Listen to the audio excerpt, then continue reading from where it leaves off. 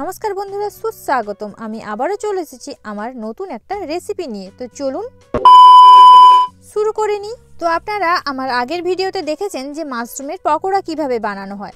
তো আজ আমি পকোড়া বানাবো না, তো মাশরুমেরই একটা রেসিপি বানাবো।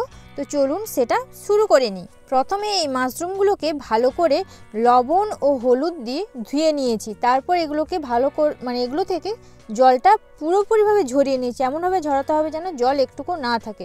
এবং এর মধ্যে স্বাদ মতো লবণ, অল্প হলুদ গুঁড়ো এবং সর্ষের তেল এবং অল্প করে পেঁয়াজ দিয়ে একটুক্ষণ ম্যাশ করে নিয়েছিলাম। দিয়ে ম্যাশ করে আমি প্রায় 5 থেকে 10 মিনিট মতো ঢাকা দিয়ে রেখেছি এবং অপর সাইডে আমি কড়াতে মশলাটা কষিয়ে নিচ্ছি। প্রথমত এখানে কড়াতে তেল নিয়ে নিয়েছিলাম এবং তেলটা গরম হয়ে যাওয়ার পর কাঁচা পেঁয়াজগুলো দিয়ে দিয়েছি।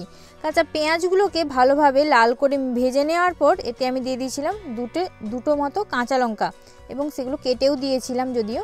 তারপরে দিয়ে দিয়েছি আদা এবং আদাটা কিছুক্ষণ নেড়ে নেওয়ার পর তারপরে আমি অল্প করে জল দিয়ে দিলাম। জল যখন ফুটছে এই ফুটন্ত অবস্থাতে আমি একে একে সব মশলাগুলো দিয়ে দিচ্ছি। প্রথমে দিয়ে দিলাম 1 টেবিল চামচ লঙ্কা গুঁড়ো, 1 টেবিল চামচ হলুদ গুঁড়ো এবং স্বাদ মতো লবণ।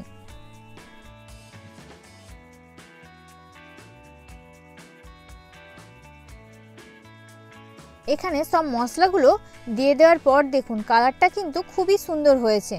তো মশলাটা যখন কষা হয়ে যাবে, অর্থাৎ তেলটা যখন মশলা থেকে ছাড়তে শুরু করবে, তখনই কিন্তু সেই ম্যাশ করে রাখা ওয়েস্টার মাশরুমগুলো এর মধ্যে দিয়ে দিতে হবে। এভাবে 5 থেকে 10 মিনিট মতো নাড়ানাড়ি করে নামিয়ে নেব।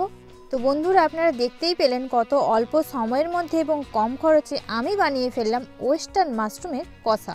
বন্ধুরা, যদি আপনাদের আমার এই রেসিপিটি ভালো লেগে থাকে তাহলে অবশ্যই চ্যানেলটিকে সাবস্ক্রাইব, শেয়ার ও লাইক করে দেবেন। সবাই ভালো থাকবেন।